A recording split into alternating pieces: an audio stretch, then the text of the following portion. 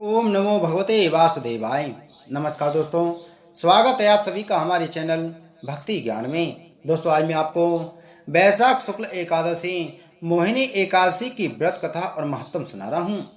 धर्मराज युधिष्ठिर कहने लगे कि हे कृष्ण जी, वैशाख मास के शुक्ल पक्ष की एकादशी का क्या नाम है तथा उसकी क्या विधि है, आप कथा सहित विस्तार पूर्वक कहिए। श्री कृष्ण भगवान कहने लगे कि हे धर्मनंदन, मैं आपसे एक कथा कहता हूँ जो महर्षि वशिष्ठ जी ने रामचंद्र जी को सुनाई थी।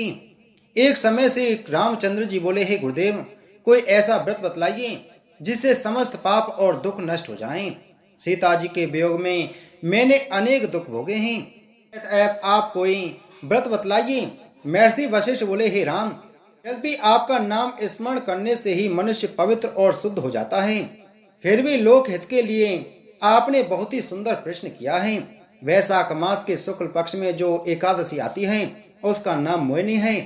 इस एकादशी का व्रत करने से मनुष्य के पाप तथा दुख दूर होकर मोह जाल से मुक्त हो जाता है। अतएव दुखी मनुष्यों को यह व्रत अवश्य करना चाहिए। अब आप इसकी कथा ध्यान पूर्वक सुनिए। सरस्वती नदी के किनारे भद्रावती नगरी में द्युतिमान नाम का चंद्रवंशी राजा राज्य करता था। इसी नगर में धन धान्य से परिपूर्ण धनपाल नामक एक वैश्वी रहता था, जो अत्यंत धर्मात्मा एवं विष्णु भक्त था। उसने नगर में अनेकों भोजनालय, प्याऊ, कुआं, तालाब तथा धर्मशाला आदि बनवाई। सड़कों के किनारे आम, जामुन, नीम आदि के अनेक वृक्ष लगवाए। उस वैश्य के सुमना, सद्बुद्धि, मेधावी, सुकृति और धृष्ट बुद्धि नामक 5 पुत्र थे। इनमें धृष्ट बुद्धि महापापी था। वह देवता तथा पितृ आदि को भी नहीं मानता था। वह वैश्या और दुराचारी मनुष्यों की संगति में रहकर जुआ खेलता, दूसरों की स्त्रियों के साथ भोग विलास करता तथा मद मांस का सेवन करता था।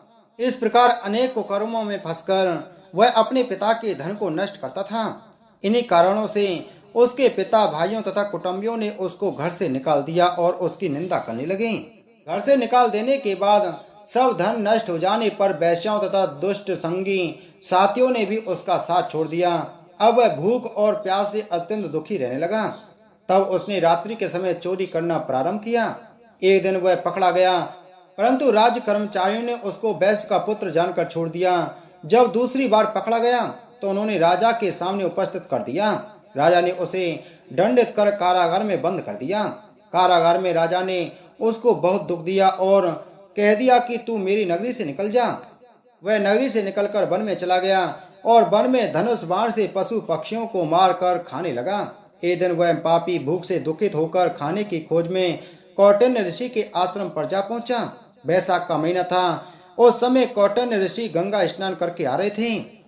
उनके भीगे वस्त्रों के छींटे पड़ने से उसको कुछ सुबुद्धि प्राप्त हुई और वह मुनि के सामने हाथ जोड़कर कहने लगा कि हे मुनि, मैंने अपने जीवन में अनेक पाप किए हैं। आप उनसे छूटने का कोई साधारण और बिना धन का उपाय बतलाइए। उसके दीन वचन सुनकर ऋषि कहने लगे, तुम वैशाख शुक्ला एकादशी का व्रत करो।